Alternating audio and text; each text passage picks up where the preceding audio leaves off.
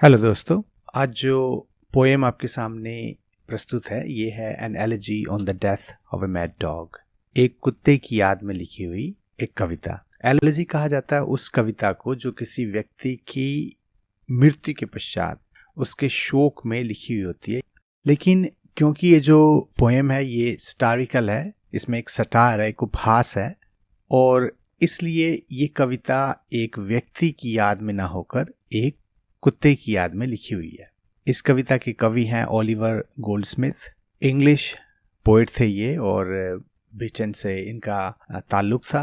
और इस कविता में ये दिखाने की कोशिश की गई है या उपहास के रूप में दिखाया गया है कि जो कथनी होती है वो करनी से नहीं मिलती।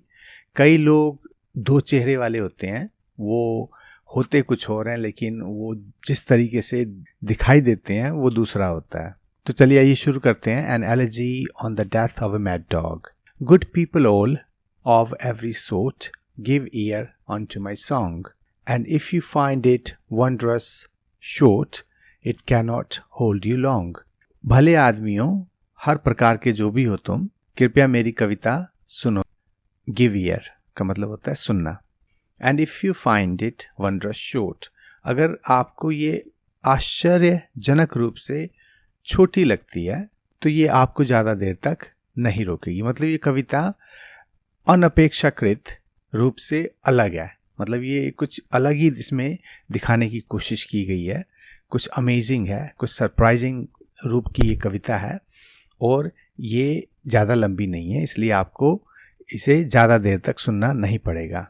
इन Islington there was a man of whom the world might say that still a godly race he ran whenever he went to pray।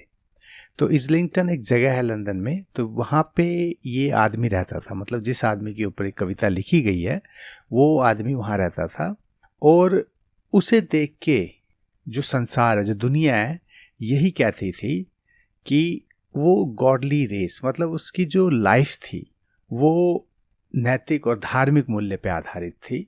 और जब भी वो मतलब पूजा करने जाता था तो उसे देख के ऐसा लगता था कि कितना नैतिकवान आदमी है, कितना धार्मिक आदमी है।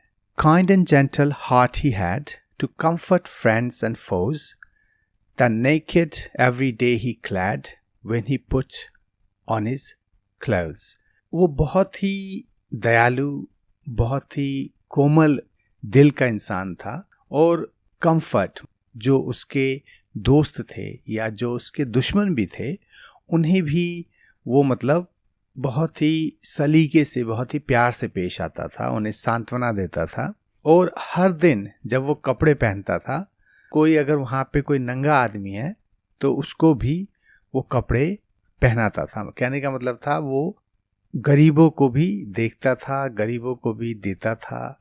तो अपनी जो उसकी आवश्यकता है, अगर वो आवश्यकता किसी दूसरे की होती थी तो वो उसे भी पूरी करता था। And in that town a dog was found, as many dogs there be, both mongrel, puppy, whelp and hound, and curs of low degree। उस नगर में एक कुत्ता भी रहता था, जैसे कि कुत्ते होते हैं। mongrel जो कि मतलब मिक्स प्रजाति का हो, 2-3 प्रजातियों से मिलके बना हो। puppy, whelp and hound जो मतलब छोटे कुत्ते होते हैं और जो शिकारी कुत्ते होते हैं। And curs of low degree, और ऐसे कुत्ते जो मतलब आवारा भी होते हैं और काटने वाले भी होते हैं। तो ऐसे ही कुत्तों में से एक सामान्य कुत्ता था जो उस नगर में रहता था। This dog and man at first were friends, but when a pique began the dog to gain his private ends went mad and bit the man. पहले जो कुत्ता होता है और जो आदमी होता है वो दोनों दोस्त होते हैं, वो एक दूसरे को पसंद करते हैं। लेकिन फिर एक झगड़ा शुरू हो जाता है, पीक, उनके बीच में कलेश शुरू हो जाता है। और जो कुत्ता है अपनी स्व रक्षा में, मतलब अपने आप को बचाने के लिए, private ends went mad and bit the man, पागल जैसा हो जाता है और उस आदमी को काट लेता है। Around from all the neighbouring street, neighbouring मतलब जितने भी वहाँ पे आस पड़ोस वाले होते हैं, वहाँ की सड़कों से द वंडरिंग नेबर्स रेन, और जो आश्चर्यचकित, मतलब ये क्या हो गया, ऐसे पूछते हुए जो पड़ोसी होते हैं उस तरफ दौड़ पड़ते हैं। And so the dog had lost its wits. Wits कहते हैं उसकी जो बुद्धिमत्ता होती है, उसका जो दिमाग होता है।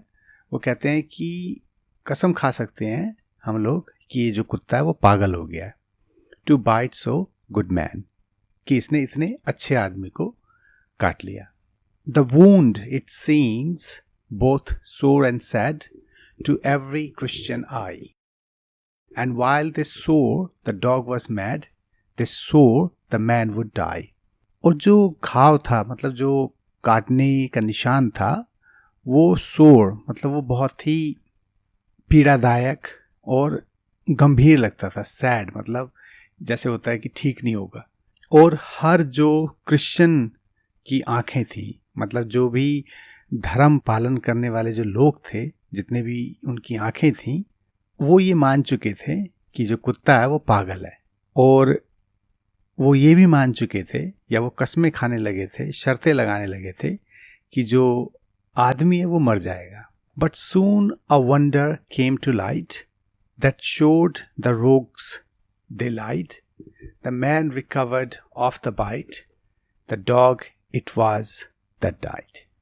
लेकिन जल्दी क्या होता है कि एक आश्चर्यजनक चीज वहां हो जाती है, और वो ये दिखाती हैं कि जो दुष्ट व्यक्ति थे, जो झूठ बोल रहे थे, मतलब जितनी भी क्रिश्चियंस जो थे या जो धार्मिक लोग थे, ये सब दुष्ट थे क्योंकि इन्होंने झूठ बोला था। क्योंकि उसके बाद क्या होता है कि जो आदमी था जिसे काटा गया था वो ठीक हो जाता है और कुत्ते की मृत्यु हो जाती है। तो इस कविता में आपने देखा कि जो हिपोक्रेसी है, कि कैसे वो जो आदमी है उसके पहनावे से, दिखावे से, उसके आचरण से वो एक बहुत ही भला आदमी है, लेकिन अंतर आत्मा में वो आदमी जहरीला है। वो आदमी में कई जो हैं हानिकारक तत्व भरे हुए हैं। और एक गली का आवारा कुत्ता है, वो दिखने में दुष्ट लगता है, काटने वाला लगता है, लेकिन उसकी जो अंतरात्मा होती है वो अच्छी होती है। और फलस्वरूप क्या होता है कि जिस आदमी को उसने काटा होता है वो आदमी के हानिकारक तत्वों से उस कुत्ते की मृत्यु हो जाती है।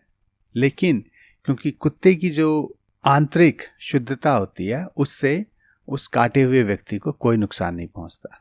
तो दोस्तों, ये था इस कविता का भावार्थ। होपफुली आपको पसंद आया हो। अपने कमेंट्स हमें ज़रूर दें और चैनल को लाइक और सब्सक्राइब करना ना भूलें। एक नई रचना के साथ फिर मुलाकात होगी, तो तब तक के लिए गुड बाय।